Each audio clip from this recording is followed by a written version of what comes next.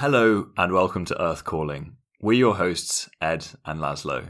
Every week, we take you on a journey through the wonderful world of online content, sorting through the tweets, the memes, the insta-Queens, the grams, the snaps, and the fake news traps. This is our record of humanity in the 21st century, our digital legacy left behind for future spacefaring civilizations. So sit back, relax, and buckle in. This is Earth Calling.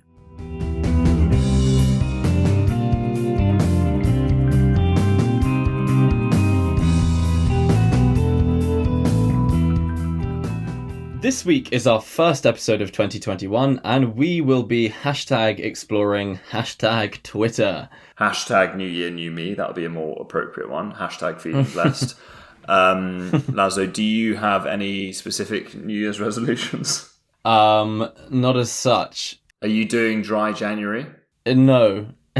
Are you doing? Hang on. Are you doing Veganuary? Okay, good, because I was going to bring up Veganuary, which I'm also not doing. I mean, I'm a full-time pescatarian, so doing my bit to keep our planet going. But no, I'm not doing Veganuary. Are you? I'm not. I will be probably drinking, probably eating meat, probably locked down for the foreseeable future, and just trying to #get by. I think personal resolutions aren't so important when all we want is the whole world to restore to normality. Not too much to hope for. My New Year's resolution is for the world to get its act together and go back to normal, if that's okay. Thanks very much. And on this subject of Twitter, I'm very curious to hear what you found in your travels, because it's obviously been a very interesting year to be on social media. And how is that reflected on Twitter? I feel that Twitter is, if we take a step back, the pulse of the world in many ways. And we've seen plenty of things that have trended this year, many of them COVID related, many of them Trump related. We could do entire episodes on Donald's Twitter, which we will be hearing a lot less from, one would imagine. But I think that Twitter is a great barometer of how people are doing and has become, that pulse. But I focused my efforts on finding funny tweeters. What is a person who tweets? A twit? A funny tweeters? I think a tweeter would do. And I stumbled upon an unlikely candidate. I'm not sure if you will already know this, but in fact, it turns out that none other than James Blunt is a very funny tweeter, a very funny twit. And you're nodding, so I'm assuming that you might be familiar with. Yeah, I'm familiar. I'm familiar with. You're beautiful. Yeah. Or should I say that the parody version? It's bloody cold. It's bloody... Where there's a music video with a guy who's sitting in the snow, just like James Blunt is in the music video for You're Beautiful. Well, exactly. For the context, You're Beautiful is the music video. For some reason, you might have thought that it was about somebody on a tube or in the subway. It's actually a man standing on the edge of a frozen cliff, and there is a parody, You're Bloody Cold. But James Blunt, of that fame, is very funny on Twitter, and I, of course, only knew him from You're Beautiful, which was released in 2005, if that makes you feel a bit weird. And It is a great song. Yeah. Yeah, she caught my eye. As she tucked on by, I could see from her face that I was flying high. That's the non-explicit version, but we all like the explicit version where he just bangs out the F word. She could see from my face that I was fucking high. He's a bit creepy in that song as well, because if you think about it, you've got James Blunt essentially in a subway car, high, clearly as a kite, looking at this girl who is with another man, and, but he's not going to lose any sleep because he's got a plan. It's not revealed as to what the plan is. No, the plan is I think he's sitting there kind of dribbling out the corner of his mouth, and he just goes, "You're beautiful." That's his only plan, just to shout it out in public. She goes, "Sorry, Daniel, who's that guy across the way who's kind of dribbling slightly and his eyes are rolling into the back of his head?" And he goes, "Oh, don't mind him. He's a bit odd. He's got PTSD from his time in Kosovo." Kosovo. Because, of course, James Blunt did actually serve in the military. Did he? And yeah, oh, you didn't know that. So No Bravery, one of his other songs, was written about his time working for the NATO peacekeeping mission in Kosovo. And yeah, he suffered. And that song was actually written there. Poor guy. But he's got all sorts of tunes. And I actually wondered, I had to Google this because I wondered whether he actually sounds like he sings, because he sings in a very strange, quite camp, odd way. And I wanted to know whether he talks like that. And he actually does sort of have a rather camp, strange kind of voice. And he's got some very funny interviews. But so James is extremely funny, it turns out, on Twitter. And his brand of comedy is sort of the put down, the savage response. And I'll give you and our listeners a taste of some of his witty ripostes. Typically, they take the form of a reply. So somebody has sent something offensive to him and he shoots back. Boom. So, Gary Moody, James Blunt, why you only got 200k followers? He replies, Jesus only needed 12. Very good. Very good. 12 apostles. Actually, that reminds me of the Last Supper, the famous Da Vinci painting, where they're all sitting at the table. Have you seen that painting? Are you familiar? Of course. There's a great meme where it's Jesus walking into the restaurant and he goes, hi, I'd like a table for 26, please. And the guy goes, sorry, I can only see 13 of you. And he goes, yeah, but we're all going to be sitting on the same side. He goes, oh. And somebody like Samantha says, does anyone else just hate James Blunt's voice? I cannot stand it. And then James just goes, well, Samantha, I never liked the sound of my own voice until it made me extremely rich. It's deadpan, which we like. That's very good. And Matt Burns, who goes, God, can't believe I'm saying this, but I'm really enjoying James Blunt's new album. What is happening to me? And James goes, it's called the menopause, Matt. So he understands it. Yeah, he's clever. He's quite cheeky. He wears his success with pride. He knows he's killed it. But he uses it as a very convenient tool to just slap people down, which I like. Because he's got a point, you know? You can throw stones at his glass house, but then you'd be butchering an age-old English idiom. Elsewhere, though, beyond James, there is, of course, a wide variety of accounts on Twitter, which I perused, and I was trying to find just generally comic things, just to raise the tone. The world is burning around us, not literally, although it is in Australia and probably in California. It seems to always be burning in California. Mm-hmm. So Paul Pumpkin Spicertope says, the saddest thing about Old MacDonald and his song is realizing that it's all in the past tense because he's dead. And I've actually realised that I teed that up to be something very light-hearted and actually delivered quite a sad, It is true. I mean, I've never considered that Old MacDonald had a farm, and sadly it's probably Old MacDonald's great-great-great-grandson, Baxter, who is now the proprietor. But you do wonder what Old MacDonald. I mean, to be honest, it's probably best that he's dead, because today he'd be shielding. He'd be at risk. Old MacDonald, he'd be You're right. locked up in that farm. And if he didn't get the virus already from the pangolins he keeps in the outhouse, then then he's lucky. And on that farm he had a couple of pangolins, E-I-E-I-O. And in that farm he had a bat. Coronavirus, yeah, with a cough here and a there. Oh God, this is the world we live in. I always also wondered whether there was any connection between Old MacDonald and McDonald's, and I think in my head when I was a child, I thought that Old MacDonald supplied McDonald's with everything. Mm-hmm. So actually, Old MacDonald is a rather, not sadistic, but a very calculated international superstar of mechanized meat production, which would offend you as a pescatarian. Yeah. Do you eat the fillet of fish at McDonald's?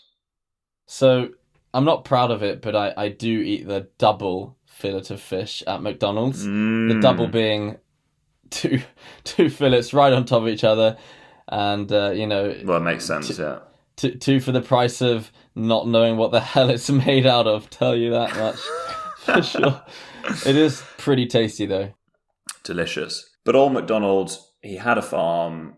He died. He passed it on to presumably young MacDonald, who runs the farm until this damn day. He runs a farm and he got his animals. E-I-E-I-O.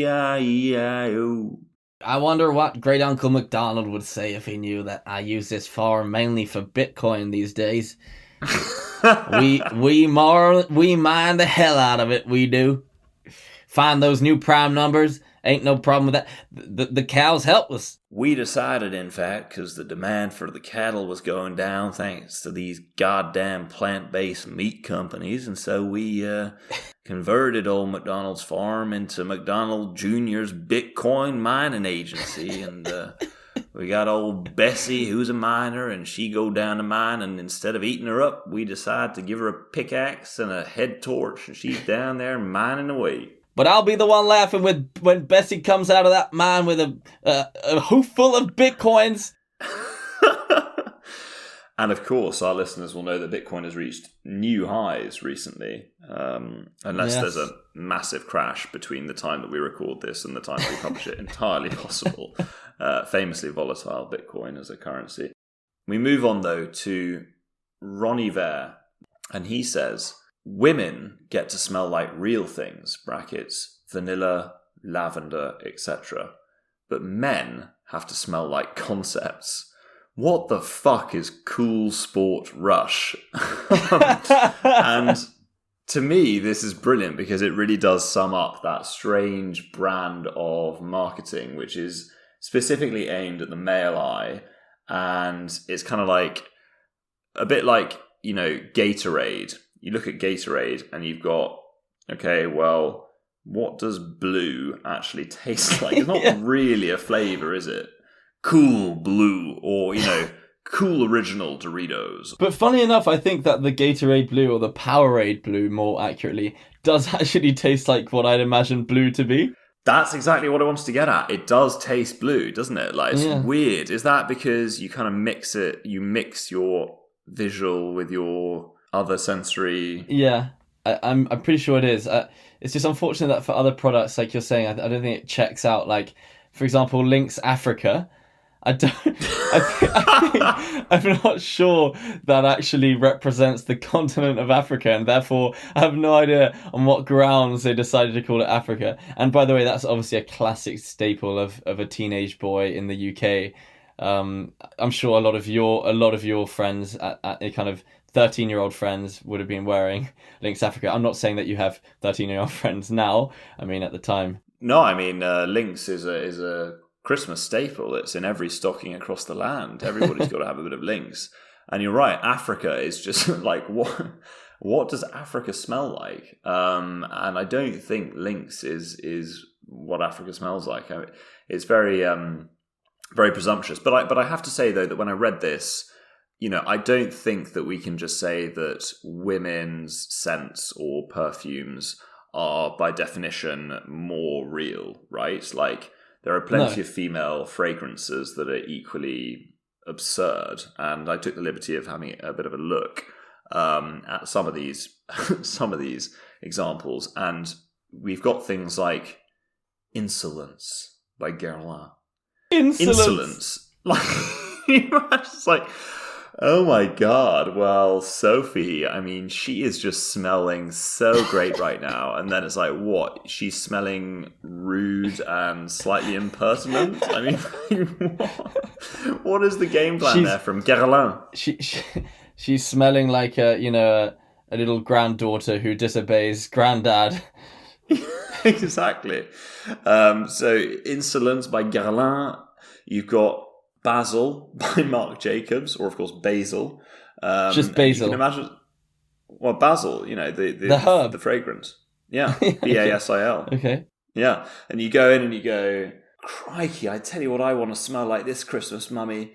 I want to smell like a margarita pizza. Great. Mark Jacobs like winning over the Italian foodies. But the fancy version of the margarita pizza would, of course, be the caprese salad. And, who wouldn't want to smell like a good caprese salad? Well, I agree, actually. In fact, like, if I walked into a bar and, went up to the bar for a drink and I smelt a waft of caprese or basil. Or fresh pesto, yes. Basically pesto. I love pesto. Exactly. And I turn to my left and there's a lady there who reeks, frankly, of pesto. I'm probably buying her a drink. Yeah, I'm probably buying her a basil-infused gin and tonic. Yeah, you are. And then, when you go home, you treat her to some of your homemade basil and spinach pesto with penne, and then get in your basil-infused bed sheets. I think that's more. Yeah, I was with you until sheets. Is that a thing? Yeah, of course, yeah. I've got tarragon pillow covers actually in my. As I hate to be weird, but does this room smell quite a lot like rosemary? I guess it does. Saffron, and what a name! But the other one, of course, is Sauvage. Are you familiar Johnny with Sauvage? Depp, of course. Yes. Johnny Depp, yeah. But you've got to, Johnny, we don't want to get into any legal difficulties. And, he was, of course, convicted. Well, not convicted, but the Sun was able to stand by its article accusing him of beating his wife or referring to him as a wife beater. We do not, of course, refer to him in that way. We don't have a legal team. So we will just state the facts as they are. And it is odd, though, that he represents a scent for men that is called savage.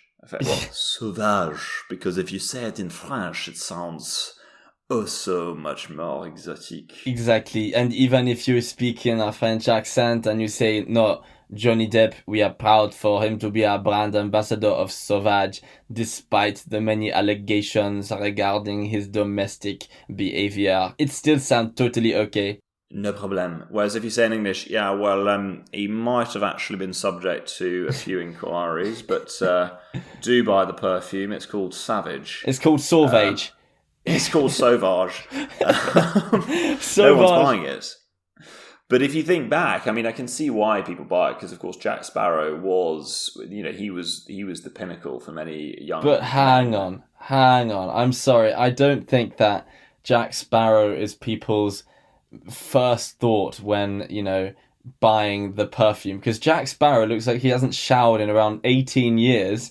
But that's the point. It's cool. It's sexy. He's a pirate. No, Johnny Depp is cool and sexy. Jack Sparrow is his more kind of skanky and smelly depiction. No, you've missed a memo here, mate. Jack Sparrow is pretty hot. Gentlemen, you will always remember this as the day when you almost captured Captain Jack Sparrow. Savvy. We sailed to Tortuga. Yeah, hello, Poppet. But it was that film that obviously propelled him to international stardom. Before that, he did weird sort of art house bits and pieces. But when he became Captain Jack Sparrow, everybody thought, God, he's a heartthrob. And he had that weird sort of piratey look with the rings and the bandana and... he's subsequently been barred, I think, from Pirates of the Caribbean 17 or whatever it is they're on now. Yeah. Pirates of the Modern Age. Russian hackers versus the US government. I think at this point, we can move on because it ties in nicely. I want to talk about another icon of modern culture, modern film, who is, of course, he who must not be named, Lord Voldemort. I can say his name now that he's dead in fiction. And Harry Potter, the boy who lived, come to die. Yes, we know that you do a good Voldemort. Yes, and you probably will want to reread all of these these snippets I'll now offer you. But But basically, I got quite deep into the world of parody accounts on Twitter, of which, of course, there are many. People setting up, fake Harry Potter, fake Hermione accounts, and then just posting a whole bunch of nonsense in that character's tone. But what I like is that the Dark Lord user @Lord_Voldemort7, I believe that's 7 referring to his Horcruxes. For those or perhaps the fact that there are actually 6 other Dark Lords. Yes. On Twitter. Yes, that also true. By the way, plot twist, right? And hashtag spoiler alert, but Harry is the 7th Horcrux. That was a big, big, big moment for me to really ponder the fact that inside Harry there is a little slice of Voldemort. That's a big thought. So anyway, this user, the Dark Lord, let's imagine it is the Dark Lord. The Dark Lord is commenting on just lots of different things in the modern day with this kind of Harry Potter filter. So I like this one. There is about to be a dark mark above the stadium because Beyonce just killed #Super Bowl 50. Which, by the way, to those of us who aren't so clued up on Harry Potter, in particular the 4th book, this is a great reference to the Quidditch World Cup and a sporting event after which there is this apparition in the sky, which indicates basically that Death Eaters, i.e. the cronies of Lord Voldemort, are about. I always thought that Beyonce was a member of the Illuminati along with Jay-Z and Kanye, but maybe she's actually just a Death Eater. Wow. That would be a real turn up. And her sister Solange might be the Petunia Dursley in the. That is so wonderfully niche. I mean, A, Beyonce's sister's name. I've never heard of Solange. And B, you're whipping out Petunia. She's in Destiny's Child. Come on. Oh, is she? Okay, well, I know Destiny's Child. Yeah. So the Dark Lord continues to just make random statements, some pertaining to Harry Potter, some to real life. This one happens to be about Harry Potter. Why were the Weasleys even afraid of Dementors? Gingers don't have souls. Which is, again, plays on the classic trope. Yes, exactly. Plays on the classic trope of, gingers who come in for a hard time, to be honest. And, yeah, there's this idea that they don't have souls. Of course, well, we think they have souls. What is a soul, am I right? What is a soul? Yeah. I think the Dementors, though, were probably responsible for me wetting the bed on numerous occasions. They were terrifying. Yes, agreed. And the Dementors' kiss is... Oh, yeah, it's so sort of perverted, course, isn't it? The most macabre punishment in the wizarding world. Much worse than the unforgivable curses, if you ask me. Yes, the Cruciatus curse. Yeah. Crucio! All right, Bellatrix, just take it easy. Yeah. That's my daughter, you bitch! Yeah, oh, exactly. That was really quite aggressive from JK when she dropped in that. Exactly, and that was a big shock to a lot of us who'd followed, all 7 books, and then suddenly JK Rowling dropping the B word in an exchange between Molly Weasley and Bellatrix Lestrange. Yeah, potty JK Rowling and her potty mouth. Yes. Potter. Ashley, yes, Potter. Yes, Potter. And just lastly, I'd like to bring up this tweet from the Dark Lord, which is referring to a moment in the first Harry Potter film, which I hope people will remember. It's quite iconic. Harry wasn't chosen for Ravenclaw because he tried to catch the Hogwarts letter from the air instead of taking one from the floor. Which I thought is a fantastic argument. That because Ravenclaw, that's really good. Ravenclaw is typically known as the house for the most intelligent wizards, and Harry wasn't chosen for Ravenclaw, according to the Dark Lord, because when the letters are flying in through the chimney in the first film, he's too busy trying to snatch one out the air as opposed to just taking one that's already fallen. But to be fair to Harry, and bloody hell, Harry, he wasn't intelligent. He was incredibly courageous, but he wasn't to know that all of those letters contained the exact same contents, namely, "You've got into Hogwarts, mate. Like, well done." You're right. But yeah, I like that a lot. Vernon Dursley. He worked at like a drill manufacturer, didn't he? At number 4 Privet Drive. Indeed. What a wonderful world. Actually, there's Grunning's Drills, I believe. Something like Grunning's Drills. It is, yeah. But there's now an entire cottage industry of taking tourists around a village that's not too far outside London, easily reachable by bus, where they claim that it is the inspiration for number 4 Privet Drive. And apparently, I read this article about it, and it's mainly Chinese tour operators that take these busloads of Chinese people to a random suburb outside London.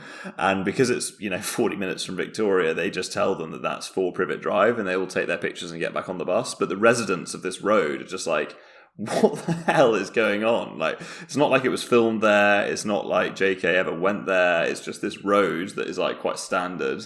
And yeah, it's become a real go-to. I mean, there is a model of 4 Privet Drive in the Harry Potter Museum out in Watford, which I've been to, and that was a real trip down Harry Potter Lane. You're clutching your butterbeer, which it turns out is just kind of very sweet honey juice. It's actually good for the first few sips, and then gets very, very boring.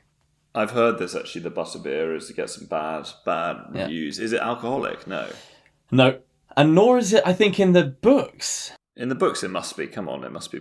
In my head, it was like a sort of a Guinness that had like a slightly sugary element to it, but clearly it's not. Like that. Yeah, that's how I pictured it. Yeah. I found this parody account very amusing. It's called Elizabeth Windsor, and it is essentially a parody account, of course, of Her Majesty Queen Elizabeth II. And much like the Dark Lord, it is... Oh. What? No, is that a legitimate comparison to make? What I mean is, much like the Dark Lord, it is a character who is well known to the UK population, making commentary on issues of the day. So, for example, one of the tweets which Elizabeth Windsor made recently is, "Harry, just at the moment, when there are 1 or 2 more important issues in the world than you, please, for the love of all that's holy, shut up. Love, Granny." I mean, Meghan and Harry Mexit, they've headed off to California. You can't help but think that the Queen might be slightly peeved at that and slightly sort of upset that Harry's rather rained on her parade, and she normally rather likes rain and loves a bloody good parade. So she's probably thinking, yes, who is this Meghan character? I mean, I watched the first episode of Suits and thought she seemed a bit of a hussy. Yeah, the Megxit is also referenced, of course. Megxit is a common theme in the Elizabeth Windsor Twitter channel, Twitter feed, I don't know what you call it. And about, the idea of the Queen consuming content which they make, there's another tweet related to that, which is, "Unfortunately, one will be unable to listen to Harry and Meghan's new podcast for reasons of not being in the slightest bit bloody interested." I like it how you've almost actually you've done a weird Queen Elizabeth Dolores Umbridge hybrid. I was worried that you'd say Dolores Umbridge, because I did really feel quite a lot like Dolores Umbridge there. I got a certain sense of Stephen Fry's impression of Dolores Umbridge. Harry, why don't you come in here and write on your hand with this lovely quill? Very niche. "Because, Mr. Potter, you must not tell lies." We've dived Yes. down the rabbit hole. We Yes. dived diagonally down the rabbit hole into Nocturne Alley. Oh, very good. Borgin and Burks. Yes. Let's not see who knows more Harry Potter too much. Well, shout out to the Potterologists, our 3 listeners. I mean, if one of you's a Potterologist, good on you. And I want to, end on the Elizabeth Windsor Twitter account with a very recent one, which is simply, "Oh, the things one has to do to stop Prince Harry visiting at Christmas. #tier 4. Very current. Exactly. Yeah. Do you think, maybe there is that degree of animosity. But Harry, he's a lovable oaf. he just sort of got things, he's a straight up bloke. He was He's in the always army. flushed in the face because he's always been running at some charity event, challenging Usain Bolt to a 50-meter race, distracting Usain Bolt and then running when he's not looking. We've all seen that YouTube video. Yeah. Yeah, he's, Harry, I feel like he's got the nation's heart on his side. Agreed. And I think, that the wedding between Harry and Meghan was very, very lovely. And I think that the love they have is very real. So, I think the fact that they've decided to pursue their own path in life is actually pretty understandable. Obviously, it's a big no-no in the royal context, but I don't blame him for wanting to escape a life of constant scrutiny. You can imagine some very awkward dinners, though, at Balmoral between, imagine the Queen sitting next to Meghan. It's a slight clash of cultures, isn't it? Oh my God, Elizabeth. Can I call you Lizzie? Oh dear. That was quite an Umbridge throat clear from you. Lizzie, do you mind passing the soup? That's not soup, darling. It's called gravy. Well, it looks mighty delicious. Is it an organic bone broth or is it a kombucha? You won't be kombuchaing next year, Meghan. I think that's all we've got time for, though, this week. Thank you so much, as ever, for tuning in. Please do follow us on Apple Podcasts or Spotify, and please do download, give us a rating, and head over to our Instagram page at earth_calling_pod, where you can find bonus content and special clips. And if you really want to, you can even send us a voice note on Spotify. Who knew? Join us next week when we jump into Wikipedia, the user-generated primary source of truth in a post-truth era. How's that for a teaser? See you next week. Earth out.